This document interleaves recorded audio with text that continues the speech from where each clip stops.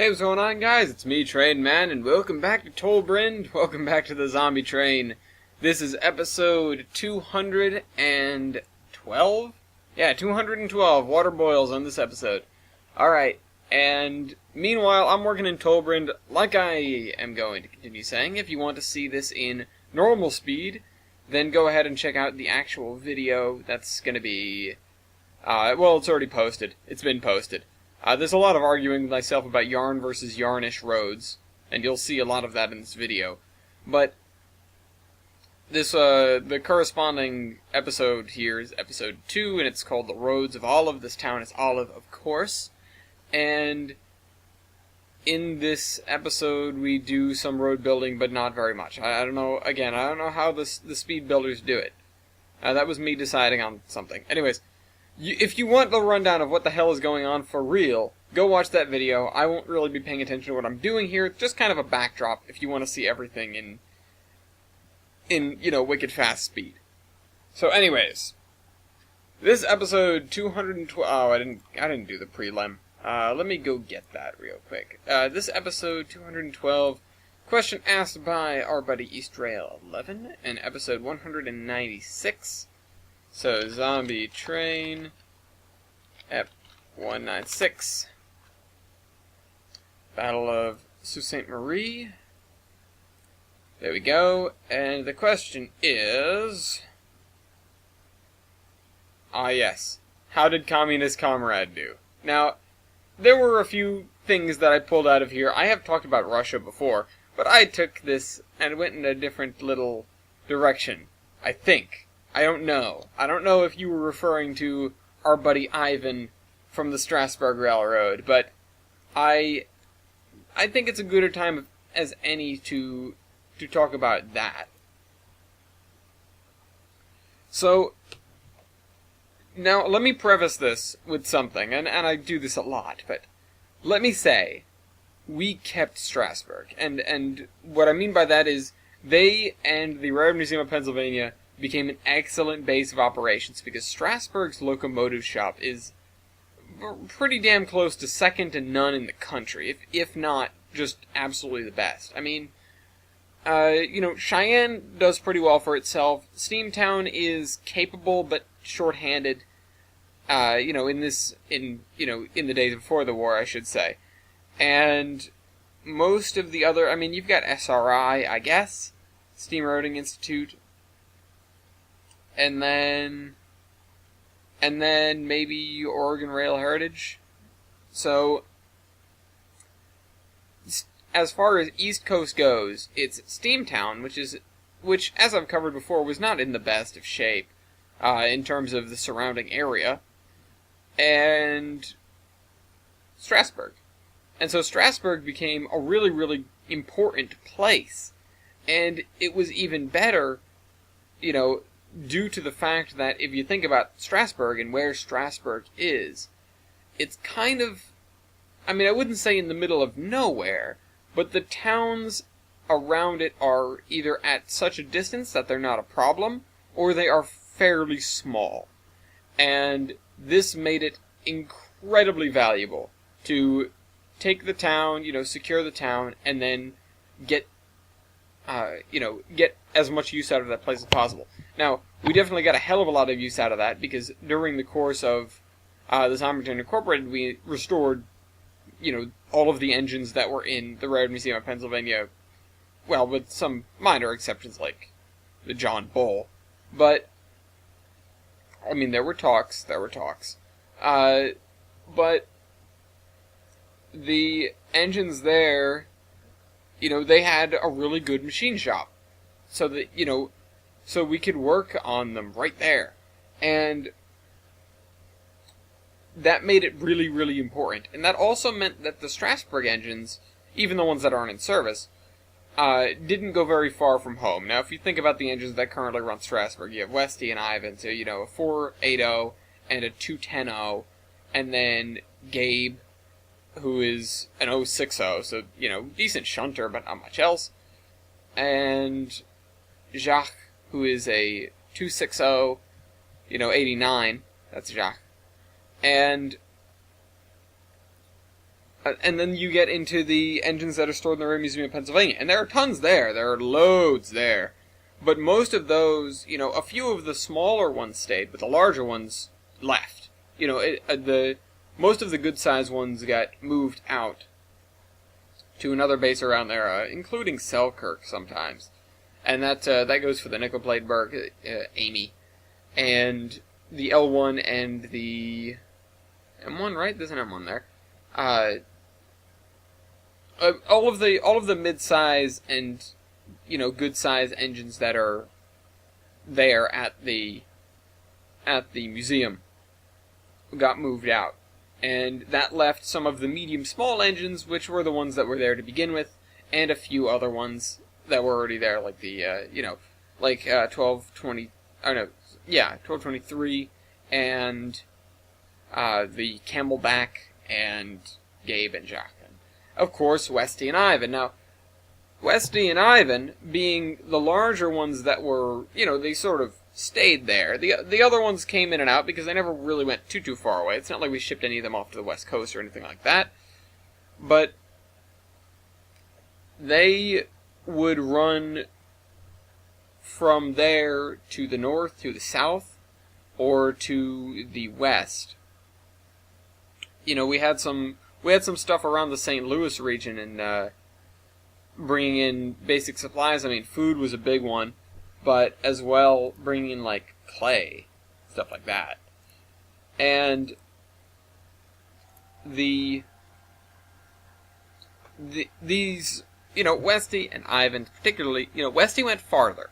475 was a quicker engine, could pull marginally less, but could still pull less, and was could make a better clip on the main line. So Westy got sent out of the main line more.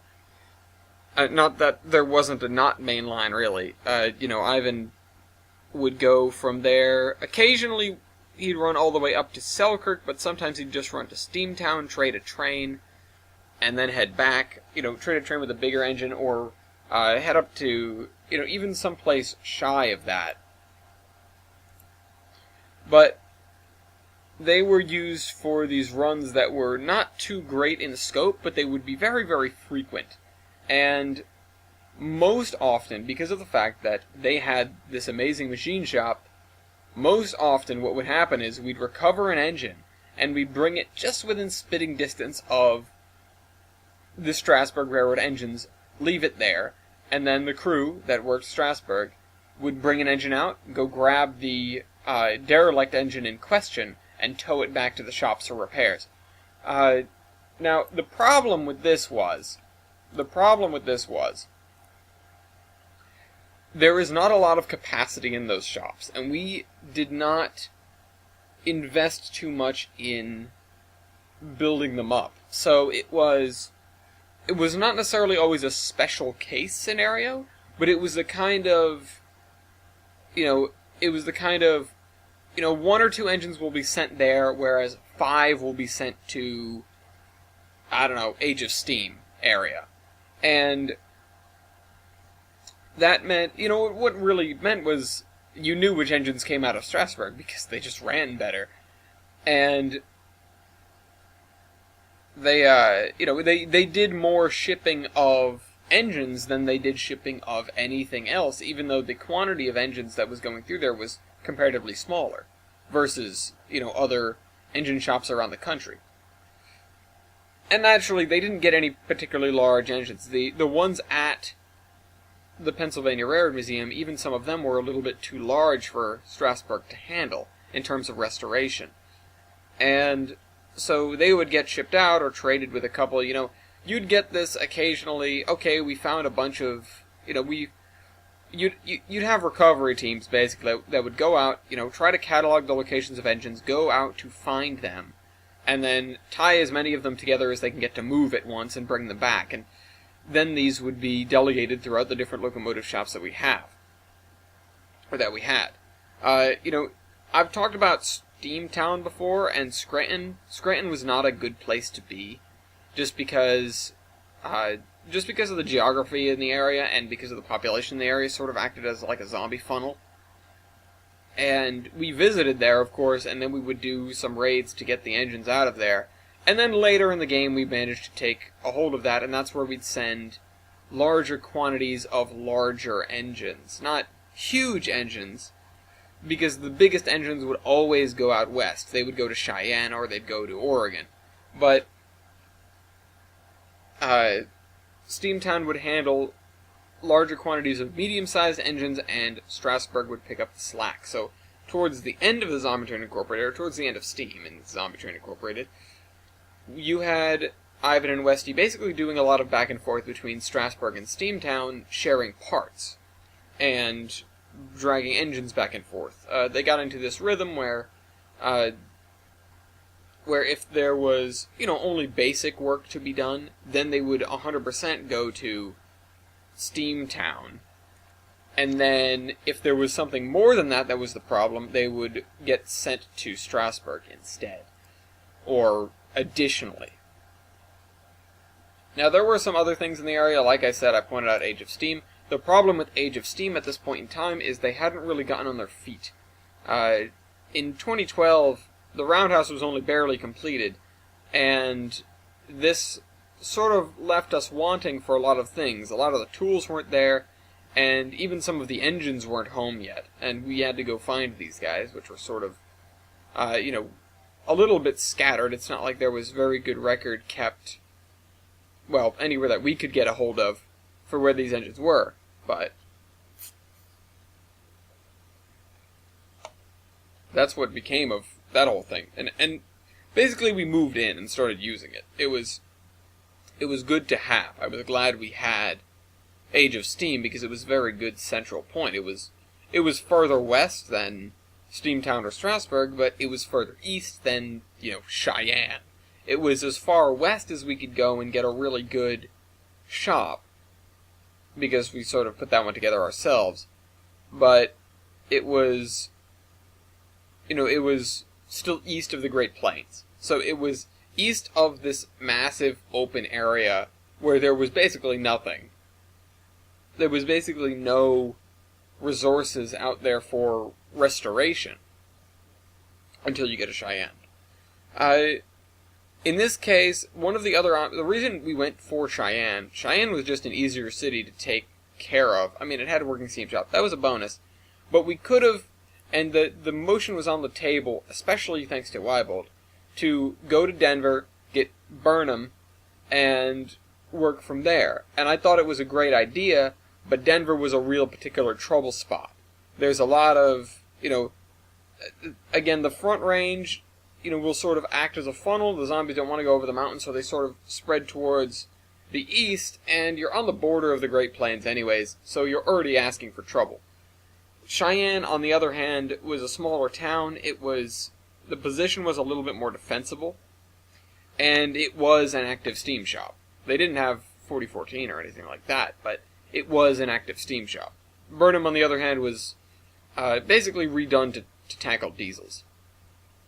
We ended up using it later, but that was after the U.S. came through and took care of business. That wasn't something that we had to go after ourselves. Keep in mind, during the Zombie Train Incorporated, especially during the beginning of it, and before, we had not a lot of assistance, especially out east, because you get into a situation where they're working their way east from the west coast, and they're doing everything very systematically, and they're doing it very well, but it takes serious time. And meanwhile, we're trying to do as much as we can, with, in some cases, really not enough motive power. And motive power or manpower, I should say, because that's the real problem in this case. And we ended up having to wait on them more times than not. We'd either do things ourselves or we'd have to wait on them. And it wasn't too bad, but even still, it makes you go sort of, come on, guys. Come on, get over here.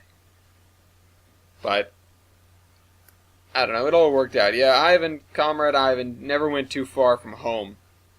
But, if you can count heading into upstate New York as a great distance, then sure, he went quite some ways. So, anyways, I hope you guys enjoyed this video, and once again, if you want more, go watch Under Construction. I'll see you next week. Trainman out.